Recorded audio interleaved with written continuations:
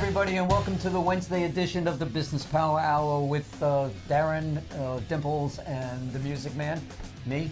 Hey, Dimps. Hey, Mr. Music Man. How you doing this evening? What's going on? How are you? Oh, good. What's up? Two ladies. This is a true story. These two ladies at a network meeting came over to me, and he said, your show was really good, but we missed Dimple. I'm absolutely convinced. I'm absolutely convinced that you got some kind of brain damage when you had that thing last year. I'm telling you that, and he called. It's not classy, but classy. Seeing interviews by Darren and the Music Man. Ladies and gentlemen, Darren Siafe and Norman Wasserman. Let's do this. Yeah.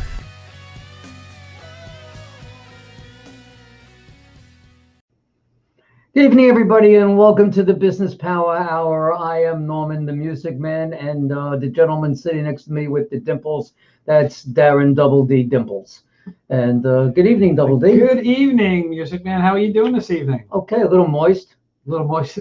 Starting to rain. It's raining, right? outside. It's raining. It's, you know what? We had weather issues when we first was at the other studio too. We've had them, right? But we had those on Wednesdays. We had those on Wednesdays, and now we're on Tuesdays. We're not supposed to have weather issues. Yeah, we got to change that intro. The intro says Wednesday. So people, you may not realize it, but it rains an awful lot and snows on Wednesdays. If you keep the calendar, we know it. Well, that's why we moved it to Tuesdays, thinking we'd get better weather. But obviously, we moved it to Tuesdays because you needed to get off of Wednesdays, right? And go to Tuesdays. And I amicably agreed to go into that for you because we're partners. Right. We worked it out. I can help you in any which way. And our therapy sessions really helped us work through that. Exactly. In fact, our two chairs are in this room. They are. That's absolutely. So how was your weekend? My weekend was pretty good. Still going through the unpacking stuff and trying to get organized in a new place, and new furniture trickles in every day. So why do you have new furniture? Well, because she said so. Because it's time to get rid of the old and start with the new. So it's. Admit it. She said so. So wait a second now. Last week you told me, I don't know, you didn't mention it on the air. I don't know. I don't remember. You told me you were going to get a new family member. Yes, I was just going to go and buy a new family member. I was thinking of getting a Maltese son. A Maltese son. So instead, I got a lab mix daughter who we've named Molly. And everybody can see the picture over there, little Molly. She's 10 weeks old, 10 and a half weeks old, now 11 weeks old. And I really rethink this. I didn't do it's a lot more work than you thought it was. I didn't analyze this as well as our guest analyzes things. Because look at her. She's lovable. She's beautiful. She's really she's sweet. A puppy. She's a puppy, and she loves to eat grass. Well, that's loves to eat grass, and even on the sidewalk, she finds grass. Whatever. But anyway, we're not here to talk about Molly. But right. Molly is great. Good luck with Molly. Well, thank you very much. We'll give her week by week, play by play, and we'll get to We'll see how much sleep you get over the next few weeks. Yeah. Well, actually, she does sleep through the night, so that part's cool. We put her in, about 9 o'clock. We get up about 6 in the morning, and she's fine. I take her out for a walk, and then all the trouble starts all over again for the day. She's the puppy. So let's introduce our guest. Our guest is not a puppy. No. Our guest has had many years of experience in his field. He is a professional in his field. What field is he in? What does he do? Oh, yeah, right. He's an analyst. Are you an analyst, Phil? Independent college advisor. An independent college advisor. Okay, so he knows what he does. So let's introduce Phil before Phil Vetrano. Hey, welcome. From Planning and Vision LLC. Hey, Phil, how are you? Great, Darren. Thanks for having me. Great moment. Nice to see you again, Phil. We know each other for a little while now, and I've gotten to know you and like you and admire you for what it is, the work that you go and do, because there are some other people that do what you do, but as far as I can tell, and not that I'm the guy to say it, but I'm going to say it anyway, you're the bomb. You really are. You're really a nice guy. Like you say, you're analytical. And we're going to get into your history of how you got in this particular profession and what you did before. So my question, which we've had since the very beginning, when you were playing basketball and baseball and on the sidewalks or in the parks or wherever the heck you were, why did you think, or what did you think you were going to, did you ever think you were going to be this college advisor?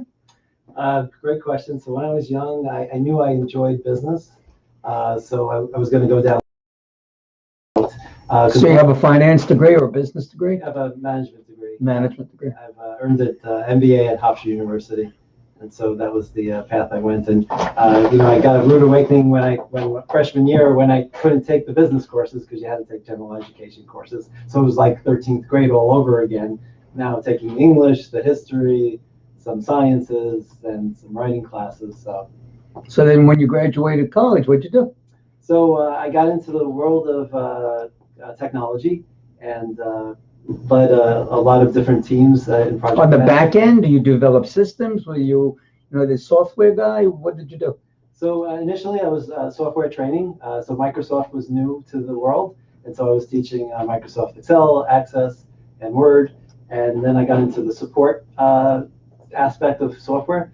And then I started getting into the implementation of the hardware from the network side, from the PC side, and relocations from one office to the other. A lot of different banks were relocating and resizing and changing, so they have to move the computers from one side of the building to the other or to different locations. And You were like help desk. yeah, I was on the help desk side initially, and then I got into project management and implementing software solutions. And we do vendor assessments and helping the business accomplish their goals. And on the software side, even software development, I was involved with. And it's always about continuous improvement and increasing revenue, improving customer service. So the software tools usually have a goal to make life easier, better, faster for the operations of the Were they company. general management software, accounting software, finance software, all the above? All of the above. So every industry has different software packages to service them. There's the accounting packages. There's the operations side from a financial bank perspective. It's a core system. I would help with the integration of those components. We coordinate the training of the software to the end users. That's what we call them. And so it was very exciting and fun. Constantly solving problems, solving challenges, and making improvements. And then I got into the business intelligence side where I would access a great deal of data to help. That's his side. That's it. That's my side. Yeah, Oh, that's excellent. that's my side. This is where I just go to sleep now for the rest of the evening, and he takes over. No, actually, I'm a little preoccupied right now. We're having a little technical difficulties again with our camera, so I'm working on that right now. All right, so you Okay, keep on working on it. I'll keep on working on that. You just do what you do. Okay, so you were working in, can you mention what company you were with? So I was with United Nations Federal Credit Union for over 15 years, and would help them. 15 years? 15 years I worked for the credit union. Oh, that was a long time. Yes, and so I was involved in a lot of different departments, helping them achieve their goals and getting them information. No, I never heard, and I was a headhunter. I was a recruiter. And finance was my thing, accounting and finance. I never heard of that particular bank. So it's a credit union, so Credit it has union, members, and they're low key. They're servicing the people who work at United Nations, but they've recently expanded. All countries, all different. So the people who worked at the UN and their families, Oh, okay. and so and it was global. So yes, they're servicing people all over the world in U.S. currency. And did you leave there for any particular reason? Did you get that itch? That it says, "Get me out of here, itch." Yeah, so it was mutual that we departed ways and left that credit union, and then I got into what. Did you analyze some funds and find out that they were? No, nothing. Okay, I know that you can't say anything about it. I'm just asking. Nothing like that. Okay. Then what'd you do?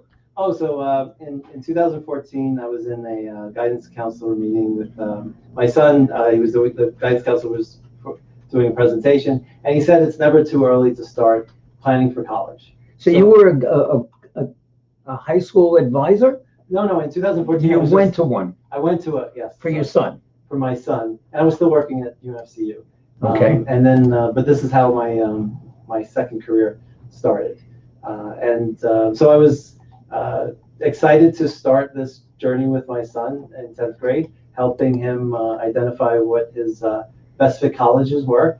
And it's overwhelming the amount of information that's out there. There's thousands of colleges, and I'm an analyst, so I dove in, read a lot of material on best fit factors associated with college, and doing this research to understand what would be a great fit for him to academically thrive as well as socially thrive.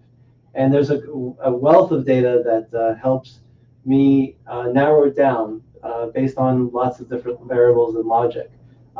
Based on him. So it's his preferences, his goals that I work with. Is he in college now, or is he graduated? So dial it in 7 years later, he has just recently graduated from George Washington University. With his master's or law degree? With his undergrad, so it was 4 years that he received his. So you were figuring the high school and then college, that was the 7 years? Yes. So the 3 years of high school. So how'd you determine what school, what college he was going to go to?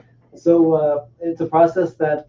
Okay, let's stop right there for a minute. Sure. Let's discuss this process. Sure. Norman walks into your office. We make an appointment. I walk in with my wife, and do I bring my high school child at that time, or do you talk with the parents first, and then the second meeting you bring the child in? How does it work? Great question. So most times it's the parent that is coming to me to ask a lot of questions, to understand how this works, what the process is.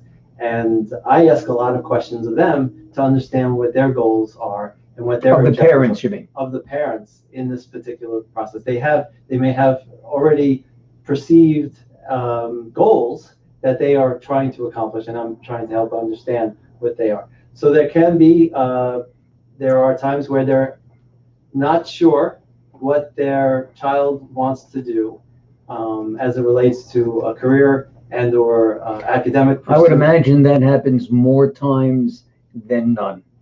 I'm sure you get someone that walks in, the parents will walk in, my son wants to be an accountant. Did you talk to him about it, or her? Well, my husband's an accountant, and we would like him to follow a little time out. I'm sure you get the same thing with law professional, a doctor, or whatever else. Do you get that a lot? So there's a huge influence from the parents, from the family members as it relates to different careers and what they do, and that's what they're familiar with. And the student will either be very interested in that particular career, or they may not be, or they just haven't really, dug deep and understand what this career is all about, and it's just what they hear at the dinner table. And then they make decisions on whether they're interested. But are they old enough and or mature enough to make these lifetime decisions, or which did not necessarily be lifetime? Let's take yourself. For 15 years, you started off one way, and then for 15 years you did something else, and then you changed again. I did the same thing. I was a headhunter. I was a corporate recruiter for 30 some odd years. But in the middle of it, I was getting that itch that we talked about before, and then that's how I got into the entertainment world. So I was doing both at one time. Now my kids have nothing to do with anything that I do, but they learned a little bit from me about jobs and careers because I was in the corporate recruiting world of things. That blur, by the way, that you saw on the screen just passes right by was not a lightning bolt. It was Darren. Okay, so now they come into you. You've analyzed thousands of colleges, I guess, right? And when you analyze a college, how does the analyzation of a college take place? What do you look for? So initially, I'm aligning the list of interested topics that I'll get from them. So I'll pull and understand their general inkling of what they're really interested in learning. And this helps a great deal because the colleges are offering the services of a major, and they're offering the degrees within these majors. But these colleges also, they may have the same courses, but they call it a different thing, right? Do they have different names for the same type of subjects? Yeah, so you can find different majors like international affairs, international relations. They make Same thing, just different names. Yes, and each program could be different as it relates to the program. Chemistry is a great example of, it's almost a cookie cutter for every school. The classes are very similar in description and name, as well as other subjects like accounting. Very straightforward accounting classes that they're going to cover in a business degree. But then there's other social science classes that are filled with differences. Psychology degrees, they are so vast and so different because psychology is long and deep as it relates to the topics, and there's so much coverage there. And they are big differences between schools in the psychology programs. So your initial question, so one of the goals is you want to try to find the passion of the student and to understand what they really want to learn. Okay, so now the student comes in, you finish with the parents, you got an idea about money and everything else and how they're going to finance this whole thing.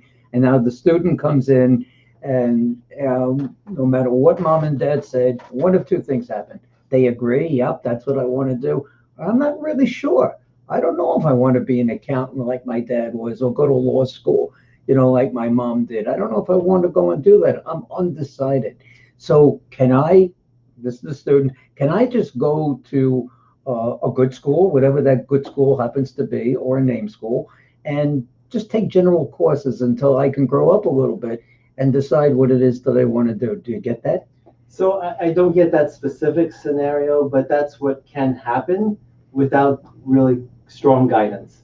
Because I'll get from them what the purpose of them going to school, if they want a higher education, because they're going to be going to classes. And instead of just dabbling and see what they like, you start early with the planning process to say, okay, you're interested in accounting, let's connect you with Is that people. like when you're a sophomore in high school? Is that when you start thinking about this stuff? So it's whenever they come to me. So it could be senior, it could be junior. When should they come to you? So if they're really on the ball, they could come to me in 8th or 9th grade, and I could share with them. That is early. Absolutely, but they're going to, and this is what the most important. But in this day and age, Go ahead. right?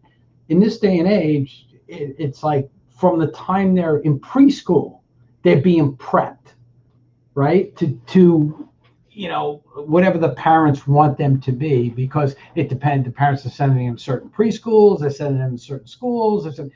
So it's all, like you said, in the preparation. When you want to start doing this, when do you want to start going after this? So my question to you is, and I apologize, I'm just joining the show now. Hi, everybody. Nice to show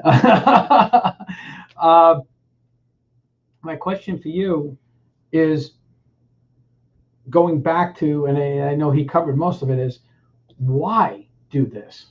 And I know you said, okay, I was with my son, and it was like, okay, planning, and this is something different. Now, I know you worked in the banking industry for a long time, but why this? Why not something else? So why this for me? Mm-hmm. So I'm really passionate about providing information and intel and insights to families to help them with this exceptionally significant decision. It's a big decision that they're going to make. It's a costly decision that they're going to make. It's an investment that they're going to make in their child. And the child is going to make a decision in 12th grade, what they're going to do next. So before they have to make that decision, get them the necessary information, prepare them as it relates to career development, understand what that is. Because when they get to college, it doesn't necessarily mean that they're going to learn. Absolutely, they can change majors, they can do all this stuff. Of course, but why not do that before? Why because not you don't really work? know, it's what you think, and then Well, you realize. my experience, that I found was, from the time I started high school, it was my mother, you're going to be either a lawyer or an accountant, a lawyer or an accountant. Lawyer, I come from a blue collar family. They wanted a white collar person, and it was just hammered home that that's what I was going to do, right? So that's what I did. If now that I look back and, hindsight's 2020, I was like, okay, that's what I want to do. I'm going to make great money. I'm going to do this and that. But, I think I would have taken a different approach. I would have went a different direction than what I ended up doing. What do you think you would have done? I probably would have went something more hands-on. Not so much hands-on, more investigative. As in, accounting, it can be investigative. If you do forensic accounting. Yeah, forensic. Well, not even forensic accounting, but police work or something like that. That I can see you in the FBI, DEA, CIA, something like that. CIA, something like that. But I guess what I'm getting at is, how do you know what's right for the kid when sometimes the kid doesn't even know what's right for them? And can you really make a decision for a kid? I mean, even the parents, you can be persuasive, but can you do that? I mean, you can do that, but yeah. So what's great about this? So if I met you when you were in 11th grade, right, and you shared with me, my mom and dad want me to be a lawyer or an accountant, and then I would prepare. I would get you information to understand what those two fields were about, right, what you needed to learn and understand, and then you would be diving into that material and saying, "Do I like it? Do I not like it? Do I want to learn more?" So this is a process associated with supporting the kid to say, is this what you really want? I'm not making the decision for them. I'm presenting the information for them to make it easier for them to focus on those two careers that are in play. And then let me show you some other things. Let me show you some investigative things. Let me show you the other careers. Here's the big thing, right? Like when I went to college back in the early 80s, you had career day or where all the colleges showed up, and you walked around and you met, and everybody that I talked to had the greatest accounting program in the world, right? So it was like, how do you decide what's better? Is that who's BS you're going to believe? That's what is that something that you provide, the ratings for the different colleges? Every college does the same thing. We get 90% of our people are employed when they graduate, yada yada. It's like you qualify for this, you qualify for that, you can sit for the CPA exam, you can do all this other stuff. But it sounds like that's basically what every school can do. And what makes you better than the other? So that is a question for them. And then it's the analysis of the information that they're doing. What are the events that they're holding? What are they doing for the students outside of the classroom? I'm asking all these questions because I want to be able to provide a compelling reason to say why one college is better than another, especially if you're looking at it internally as it relates to the students' needs and what their interests are. And if it's accounting, hey, what are the best programs that are offering things outside of those classes that are bringing value to the You mean like sports? Like jobs, right? Like events, like networking, like so is that collaboration associated with running a business? And we have the accounting person, we have the engineer person, and now we've joined forces. And all of a sudden, we've got marketing people. Now we're working on a college project associated with these kids. And all of a sudden, now you see, there is a difference between a college program. But you've got to get in there and understand. Well, so is that something you do? That's what I do. So you get in there, you get to know the colleges. That's by doing all this analysis that you have Yes. accumulated in your computer, in your head. As opposed to making the assumption that all accounting programs are the same. Right. Now, my grandson is graduating high school. He had a choice of going to a number of colleges, and he got his reach school. Not only did he have his reach school, he got a $13,000 and change scholarship. But one of the reasons he went there, that pays for lunch these days. is the sports Not program. enough for room and board, but He's got the sports program where they have 50, 60,000 kids in the football stadium, and the basketball stadium arena is all packed. And this is what he talks about. So he went down there on his trip. He brought me up baseball caps and sweatshirts and T-shirts, whatever. He's psyched, not so much about the the program. program, but because of the sports. That has to play into it a lot with a lot of kids. Especially if you played high school ball of any kind, whether you played and whether you're going to play in college or not. It's in you, and you want that college atmosphere and life that is offered. Okay, so if you find out a school is known for partying a little too much, right? And the kid you're working with is kind of set on that school, but the parents don't realize the type of partying that really goes That on it's there going to take 5 years to graduate instead of 4. Is that something that you advise them on? Do you say, hey, on average, these kids take 5 years to graduate from the school instead of 4 years? Yeah, so all the data points that I have about the school, I will educate the parents and the student on the data that I have. So it's retention, it's graduation rates, it's the number of students who graduate with these programs that they're interested in, how many are in the program. So I'm getting all these tidbits of data points, which they didn't have before, to make an informed decision to help them. And yes, of course, there's the social activity associated with college. And it's important. It's absolutely important. It's critical. It helps them get out of their shell and or do a reset button from high school, and they can have a different version of themselves in college. And the maturity level in college is so much better than in high school, generally. But also, so back to your point about the party scene, right? It's something that they actually may tell me, oh, we heard it's a party school. Right. So there's a method of finding that out. So go ahead. Okay. You go to the bars and say how much. Investigative research. I hire Darren. Research. I say, Darren, I need to know. When I first went to college, the drinking age was still 18, right? So it was, we start drinking. Changed. And you were told by the other students when you went to visit, never schedule any classes on Friday, because you would start drinking on Thursday and you didn't stop until Sunday. And it was like you would party all weekend long. That type of thing. That's, but beside that, regardless of that, my question for you is, where are you getting this information from?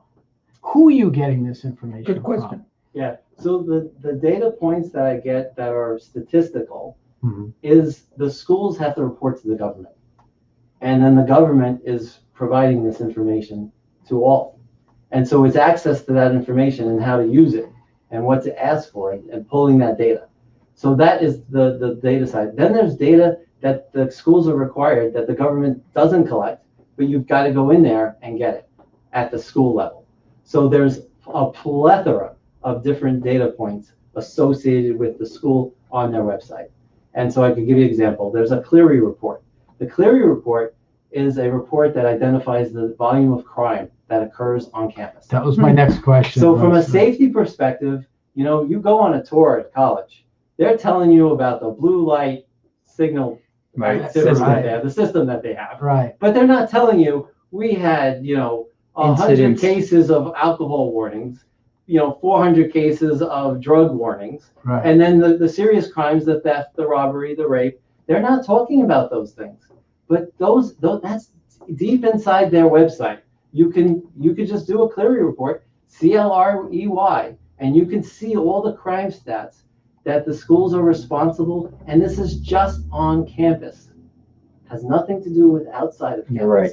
So that is another analysis that could be performed to say, hey, the school could tell me how safe this is, right? Verbally. Right. But show me the data. Well, it's like everybody. Look, I want you, and this is the reality of it, right? The school is there to make money. You're my customer. I want you to come to me. I'm not going to tell you the other stuff. I'm not going to be transparent. I'm not going to be transparent. I want you to think this is the greatest the government place to isn't, so why should this college be? Right. So, Phil, we're going to take a quick break. And when we come back, We got a lot to talk and about. we got a lot more to talk about. And I want to dig a little more into this Cleary report and some of the other ways to get information. Yeah, and I got other things that have come up in my life with my kids, visiting someone like yourself, all right, that I was grateful for. Grateful for. I'm going to bring those up. All right. We'll be right back right after these messages.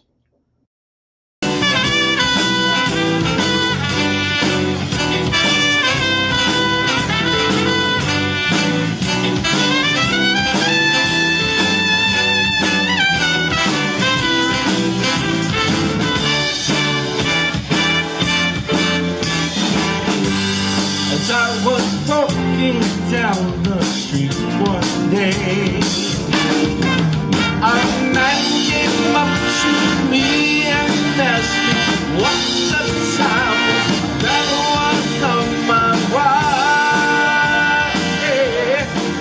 And I said, yes. Pachera aquata, also known as the money tree, is a tree that flourishes in the tropical rainforest. Unlike other trees, it depends on 5 separate trunks to prosper, each one bringing its own share of water and nutrients to the leaves. Like the money tree, your business has many different trunks that need your attention. Sales, marketing, finance, operations, and culture. Fail to cultivate any one of these and the whole tree collapses. I understand this better than anyone else, which is why I developed My Prosperity Tree, a program designed to address all of these areas, not just one or two. We help you identify who you are as a company, define your direction, and assist with developing the systems that will enable you to scale your business the most efficient and effective way, allowing your company to bloom into your own prosperity tree.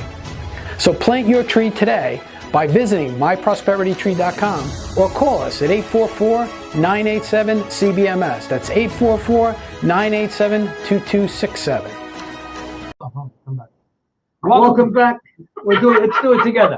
Welcome back, Welcome everybody, back. to the Business Powwow with Darren and the Music Man and our buddy Phil Vetrano, who's telling us here all about what We gotta work on our tongue because this is perfect. second That's why week in a people row like we us. had the guest right in and we got carried away with Because we have this great conversation. we got a afterwards. great conversation going. Question for you. I went to a gentleman like you. I have 3 daughters. They all went to school. My oldest one, we went, and he filled out all the papers. He did all that. Do you do that? So there's the financial forms. Yes. Do you help with financing, number one? Do you have people to go to? So I have a network of people that I would direct the family to get the help they need from filling out the FAFSA form and the CSS profile that is required by some of the schools to let them know what their financial status is to help them determine whether they're going to get any sort of financial assistance. You know, there was also something else which I meant to bring up before when you were talking about bringing a child in, in 9th or 10th grade or whatever it may be. I'm getting a senior moment right now. It's like it's escaping me. You take it. Okay, I'm I'll gonna figure it jump back in up. here. So going back to before the break, and we were talking about the Cleary report and the information that you get from that, from the crime report and stuff like that. My question to you, Phil, is this: you're getting all this information from the federal government, from the colleges directly. What about the students? Are you getting any information from the students? Because to me, those are the ones that are going to give you really the good information. They're going to tell you the food sucks. On Thursdays they serve this and it's garbage. The dorms are not kept clean or things of that nature. Do you get information from the students?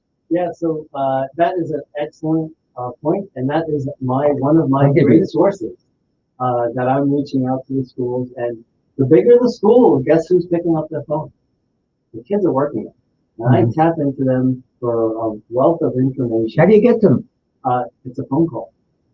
That's it. It's a So phone call. the students that you help place, you speak to. Oh yeah, I'm speaking to the students via phone because they are servicing the different areas. They're of the working. college. They're working in the different departments. Yeah. And they're the ones that answer the phones. Yes. So when I'm That's sneaky. Yes. So when I'm analyzing different areas of an organization, which I did in the past, now I'm analyzing the colleges, how they operate, and how well they're doing, and what they're doing, and who the leaders are, and how well are they doing? So I'm asking some easy questions for the kids, but I'm asking challenging questions for the administrators. Is that a We phone got call? we got our first phone call, Phil. We didn't even put the number up yet. Good evening and welcome to the Business Power Hour with Darren and the Music Man. Who's calling? Hi, my name is Jessica. Didn't know if you had any time for a question. Hi, Jessica. How are you? this evening? Jessica, it's amazing how you knew our phone number before we even posted it. I gather by you doing that, you may or may not know Phil. I do, but only for a friend. Okay. Got it. So And I was lucky enough to get that number from her. okay. So Only because I have plans tonight and I wanted to get my question in. all right, Jessica. What's your question? I wanted to know, and this is really important, I guess, for all the moms that are in my position, considering college is coming up so soon, what advice Phil would be able to give me for my high school senior who's preparing to go off in the fall to college, young daughter of mine. Excellent, great question. So that's definitely a loaded question. Loaded. Loaded because there's so many things that we can do to prepare for the fall. And one thing I would share, the biggest insight is how she would like to optimize her college. So one of the things that I speak to adults all the time who've gone to college, and some of them have regrets about their experience there, that they could have maximized their time, they could have made better decisions. So this information is tremendously valuable for people who've already gone through it. And so for your daughter, you could certainly ask her, what she's looking to accomplish, what goals she wants to accomplish. And also from a time management perspective, college kids have a great wealth of free time. And they're making the choices of what they're doing with that free time. And it's either they're using it wisely from an organization, joining different clubs, joining different organizations, but definitely you want them to be engaged in the experience as opposed to be an outsider and just going to classes and not being engaged and involved in the wealth of opportunities that the college has to offer. Jessica, has your daughter already picked the college that she wants to go to? She has picked, yes, but I have a lot of friends who's, a lot of mom friends, and we all chat in the same circle, and some whose kids have already gone off to college. And I feel like when they come back, a lot of them have already come back this past May, and maybe they didn't love their first time experience, or maybe they didn't, get involved enough socially. And I just wanted to see, what kind of advice Phil had for filling that type of time, because your schedule is your schedule, right? You have a couple of classes, you have credits, and what do you do with the rest of the time? Whereas, You when get you're home, involved. we know what you're doing, right? Because you're home or you get a job, right? So I just wanted to see. It depends on your child too. If your daughter is theatrical, she may want to join an a cappella. Acapella is huge in colleges. Well, it's not only that; it's the structure. Kids go from and just I'm sure you can attest to this as anybody else. When I first went to college, I went from a very structured life going through high school where every 45 minutes we knew where we were going to be and what we had to do. Then after school, I had the sports, and then I had work, and I had this. When you go to college, it completely changes. And you're on your own. Too much freedom is what we're afraid of, right? Right. That's what the mothers and Too much fathers free were time. thinking about. Too much freedom, too much free time. So it's our job to try to keep them focused, even from afar, right? Well, you're going to teach maybe them. the advice that Phil's giving me, like maybe I can recommend certain things depending on her personality. Well, you know what may be a good idea too, and I'll just mention this. So why don't you give out your contact information, Yes. and this lady can take it, maybe make a phone call, maybe you can help some way. But how do people get in touch with you? So they could get in touch with me at Phil at planningandvision.com, or they could call me at 516-509-2500. Can you repeat that number? Sure, 516-509-2500. And I also have a website that they can learn more at planningandvision.com. Jessica, we really appreciate your That's call. great. Thank Thanks you. for doing this, guys. Yeah, it's really our a great pleasure. topic, especially right Thank you now. for tuning in. Timely. Thanks a lot. Thank you. Thank you. Bye. Right. This is Well, I good. want to say right now, anybody else got any questions and you want to call in, Well, they want to share some experiences that they had because they didn't work with somebody like Phil. And you can still work with Phil. And you can still work with Phil. But call us at 631-619-7500. 631-619-7500. Don't talk to us. We're going to have you talk to Phil. Yeah. Now that's 9th to 10th grader, right? You're prepping him. It's not over. It's not all about education. It's not about your grades. It's about, do you belong to clubs? Do you play sports? Do you socialize? Are you in the theater group? Because colleges look for this, right? And that sometimes is the determining force which will get you in versus somebody else that has the same education. Yeah, so the top two items that colleges consider are the grades and the test scores associated with it, because they can measure that and can compare other kids with their SAT scores with NCT. They need an easy math problem for them when they're comparing one student to the other. They are looking at grades. They're looking at whether they're top percentages, but also the more highly selected schools and selected schools, they are looking for the level of involvement that they're in from a volunteer perspective, from an organization perspective, from a. I remember when my kids were going, they were looking at what extracurricular activities they were involved in, and it wasn't like when I went back in the early '80s. They were looking, oh, were you involved in just a couple of things in school? They're looking for outside stuff and you wonder why these kids, mentally are broken down by the time they get out of high school, going to college, just with all the things they have to do just to get into the school that they want. But that leads me to the next thing that I wanted to ask. So you talk to these students when you're calling up the schools and stuff like that. With all of the people that you've helped over the years, do you get feedback from those people with their experiences? Yeah, so I maintain a relationship with some of the students. Some of the students, just like any other adult relationship that they had or a coach, that they don't. Are you Coach Phil? But I'm Coach Phil, and so there is a few students that I keep in touch with that are in college, and I am getting their feedback associated with how well they're doing in college and how important that I was to help them in making that selection. So it's very satisfying, and plus I'm helping them in their careers because they're still in college and they still need to get a job. So I'm helping with that activity as well. Okay, so what's the most outrageous story when you were doing your little investigating, talking to students? What's the most outrageous thing that a student has told you about a college where you said? And you can tell us the college if you. You don't have to say the college, but just what's the most outrageous thing that you've ever heard that you're like, oh my God, I can't believe this could happen. So so one thing that just popped in my mind is that I spoke to a student at a very highly selected school, and I was asking her some questions, and she said the worst thing that happened at the campus was the mold that was in the dorms. Okay. And they had to, yes, mold. And they had to move the kids to hotels because the mold was that serious of an issue. So it was quite disruptive. They were off campus and they were freshmen. And so it was in a motel, right? Yeah. So that was one of the and that's a reflection on the school. As it relates to the safety of the kids. What goes to cleanliness? Absolutely. And maintenance. So you can assume that all these expensive, prestigious college, they must be clean. They must not have mold problems.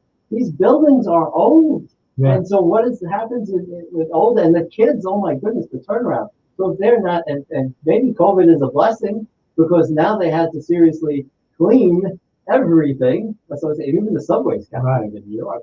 So now, so that's impressive.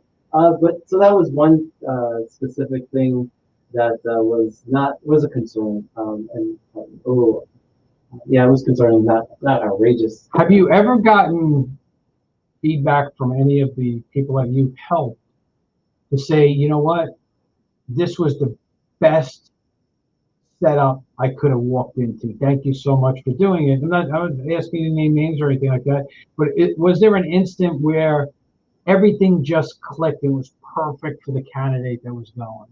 So I have two stories for that. So one student had his heart set on a particular type of school. And so we were going through the process of identifying maybe there's another school that's just as good.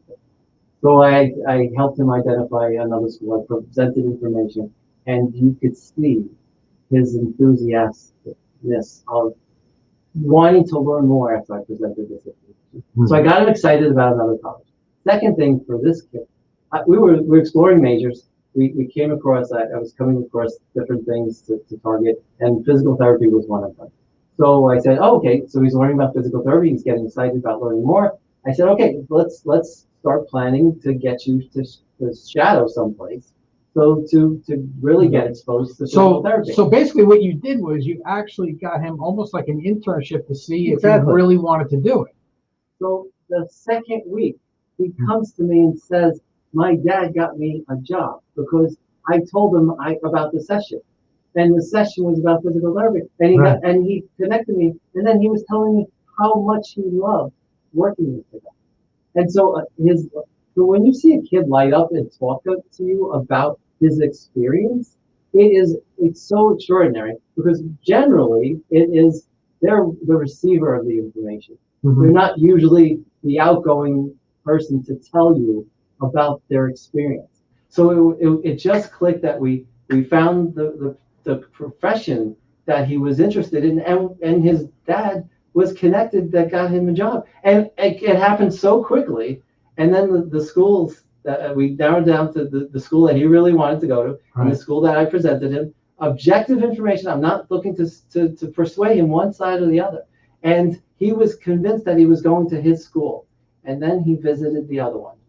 And the mom could not believe, like, he was so excited about visiting this school. Then he goes to the next one. She's like, I can't imagine him being more excited about the school. He goes to the other school. It blew him away. And then he's actually attending that school in Texas. See, if I can, we talked about this earlier today. We had spoken to each other on the phone. And I said, I'm going to bring something up, which I want to get to, because this is an issue that happens in families, and it's got to get dealt with. Let's go old school. Somebody is a carpenter, and they built up this great business. And now they became this huge Long Island home builder, complex builder, yada, yada, making millions of dollars. And they have a kid. And I go into my dad's business. And I learn all about it, and I'm continuing whatever. Now I have a kid. And I've learned, this kid has learned from grandpa and from dad, or the young lady from grandpa, dad, whatever, the ups and downs of being in this business. And actually, Pop, I don't want to take over the business. I don't want to do it. But you got to do it. You got to keep the family. No, to be honest, I just want to be a school teacher. I want to go get my master's degree and then maybe become an associate professor one day or a professor. How do you handle something like that when they walk in, when the family walks in, I want my son or daughter to do this. And even though I have this family business and they don't want to, how do you explain it? So I would share with the parents, I'd say, listen, your son or daughter, they are the CEO of their career. It's up to you whether you support that or not. And respect it. It's when you find your passion and you want to take that away from the kid, that's certainly their decision. They could persuade all they want. I may not change their mind. How often do you see that? So it's generally the parents are driving the bus here.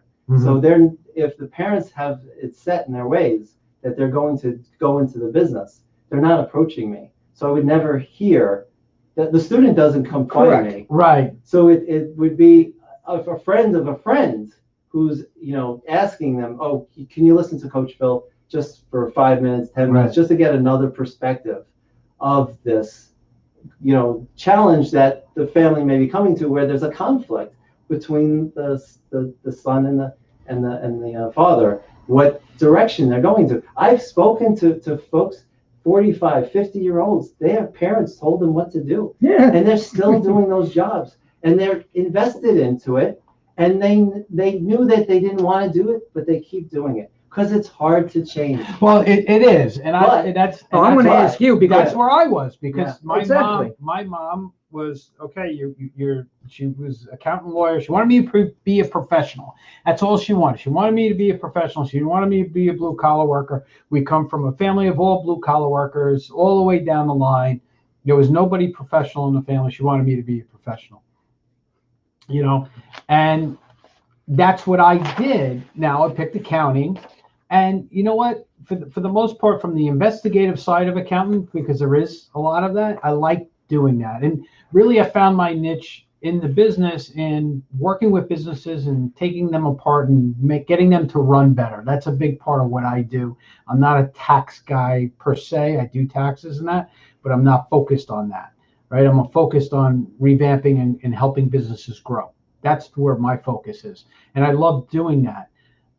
But like you said, it's like when you're into the career already and then want to make a switch, especially now you're married, you got kids, it's hard to do that because you're kind of already getting in it's a huge investment. It's a huge investment. You've made it in your life. And the question is are you pursuing the opportunity to explore other things? Are there technical schools that people can go to that, we're not talking about the local small school in Patchogue. We're talking about if you want to learn today's automotive electronics, where they're going electric powered, and you want to go to a school that you can plan for the future, because that's going to be huge.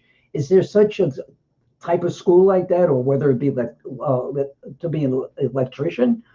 Absolutely. So all the trades will have schools, and then there's even medical trades that you've got to know the technology. So MRIs, therapists, respiratory therapies. X-ray technicians, things like that. Yeah, you don't need a bachelor's degree for every profession. And so there are professions where if you're not built for school, you're not built for college, going to classes, studying tests. So do you work with people like that are looking for technical schools and those type of things, or is that something you stay away from? So it's not that I stay away from it. So because I'm a college and career coach, families will flock to me associated with the college and the career side.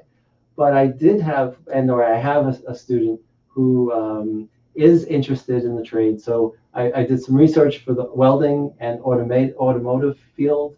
He's heavy into robotics. So it's just research and analysis, and it's aligned. Those are big areas. And it's connecting. Yeah. And yes, I've connected him with people in that field so that he could introduce himself and really see what it's about. Yes, learn more about. Is that becoming a market?